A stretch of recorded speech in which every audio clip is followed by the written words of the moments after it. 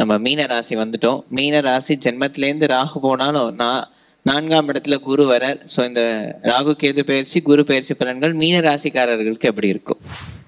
மீன ராசிக்காரர்களுக்கு இந்த குரு பயிற்சி ராகு கேது பயிற்சி கொஞ்சம் சிரமத்தை கொடுக்கக்கூடிய ஒரு காலகட்டம். ஏன்னா ஜென்மத்தில் சனி பகவான் இருக்கார். ஜென்மத்தில் இது வரைக்கும் இருந்த ராகு வந்து நமக்கு 12ஆம் இடத்துக்கு போகிறார். ஸோ கேது வந்து 6ஆம் இடத்துக்கு இருக்கிறதுனால தேவையில்லாத அலைச்சல்கள் அதிகமாக இருக்கும், உடல் ஆரோக்கிய பாதிப்புகள் இருக்கும், ஒரு நிம்மதியாக இருந்தோம் அப்படின்னு இருக்காது.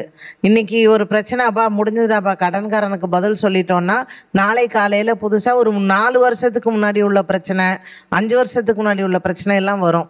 அது ஒரு சிலருக்கு இப்போவே வந்திருக்கலாம். மீனராசிக்காரர்களுக்கு நிம்மதியாக இருக்க விட மாட்டார். இந்த கேதுவும் சரி, சனி பகவானும் சரி, ராகுவும் சரி. இப்போ குரு வந்து 4ஆம் இடத்துக்கு போகும்போது ஓரளவுக்கு இதில் வழி கிடைக்கும். ஒரு பிரச்சனைன்னு வருது, சரி 4 வருஷத்துக்கு முன்னாடி உள்ள பேங்க் பிரச்சனை, இதற்கு என்ன பண்ணுறதுன்னு தெரில நம்ம உட்காந்துருக்கும் போது குரு பகவான் யாராவது ஒரு நல்ல ஆடிட்டரை கொண்டு விட்டு நமக்கு பிரச்சனையை தீர்க்கிறதுக்கு ஒரு வழியை கொடுக்கலாம். உடல் ஆரோக்கியம், இது வரைக்கும் ட்ரீட்மெண்ட் போனேன், எனக்கு வந்து பலிக்கவே இல்லை, நான் இருக்கிற எல்லாம் பார்த்துட்டேன், ஹோமியோபதி, ஆயுர்வேதா, அலோபதி எல்லாம் பார்த்தேன், சரியாலங்கிறவங்களுக்கு ஒரு நல்ல டாக்டர் கிடைக்கலாம். But still you have to go, treatment எடுக்கணும், அந்த செலவுகள் இருக்கும், அந்த மென்டல் ஸ்ட்ரெஸ் கண்டிப்பாக இருக்கும்.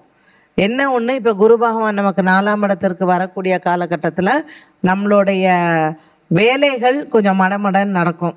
பரவாயில்லப்பா, நமக்கு ஒரு தைரியம் இருக்குது, இவங்க வந்து நமக்கு நல்லா கைட் பண்ணுவாங்க அப்படின்னு ஒரு நல்ல கைடு வந்து உங்களுக்கு லைஃப்பில் நிச்சயமாக கிடைப்பாங்க. அண்டு 6ஆம் இடத்துல கேத்து, அதுவும் சூரியன் வீட்டுக்கு வரக்கூடிய காலகட்டத்தில் கடனால் நிறைய கொஞ்சம் பிரச்சனைகள். புதுசாக நீங்கள் கடன் வாங்குறீங்க, இல்லை வியாபாரம் பண்ணுறவங்களுக்கு தான் கொஞ்சம் ஸ்ட்ரெஸ்ஸு. படிப்பு, திருமணம், வீடு வாங்கிறது இதெல்லாம் கூட பெருசாக பாதிப்புகள் இருக்காது. கூட்டு தொழில் பண்ணுறவங்க, இல்லை புதுசாக வந்து வியாபாரத்தில் அனுபவமே இல்லாமல் சில பேர் நான் வேலையை விட்டுட்டு பிஸ்னஸ் பண்ணுறேன்னுவாங்க ஆர்வ கோளாறில், அவங்கெல்லாம் கொஞ்சம் மாட்டிப்பாங்க. அதனால் மீனராசிக்காரர்களுக்கு ஒரு 60 வயதிற்கு மேற்பட்டவர்களுக்கு கண்டிப்பாக கால் பிரச்சனை வரும். நீங்கள் வந்து நான் கேரளா மசாஜ் பார்த்துட்டேன், ஆர்த்தோ டாக்டர் பார்த்துட்டேன், எதுவும் சரியில்லைன்னு புலம்புறக்கூடிய ஒரு சூழ்நிலை தான். அதனால் எத்தை தின்னா பித்தந்தளியுங்கிறது கால் சம்பந்தப்பட்ட பிரச்சனைகள், குறிப்பாக அது 60 வயசுக்கு மேற்பட்டவர்களுக்கு.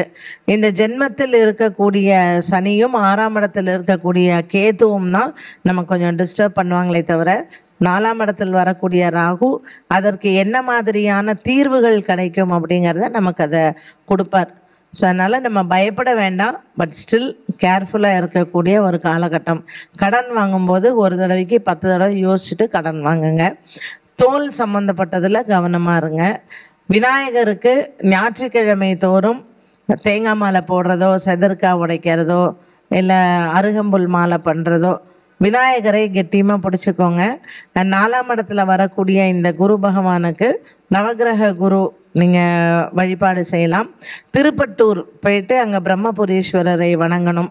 அங்கே பதஞ்சலி முனிவரோட சமாதி இருக்குது. ஸோ அங்கே நெய் விட்டு ஒரு 2 நிமிஷம் உட்காந்து பிரார்த்தனை பண்ணுங்கள்.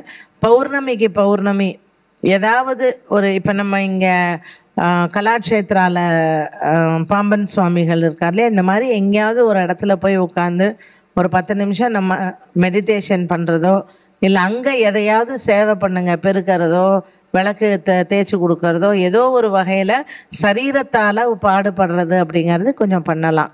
பண்ணுறச்சு மீனராசிக்காரர்களுக்கு பெருசாக அந்த பாதிப்பு நம்ம மனசுலேயோ இல்லை மைண்டையோ நம்ம அஃபெக்ட் பண்ணாது.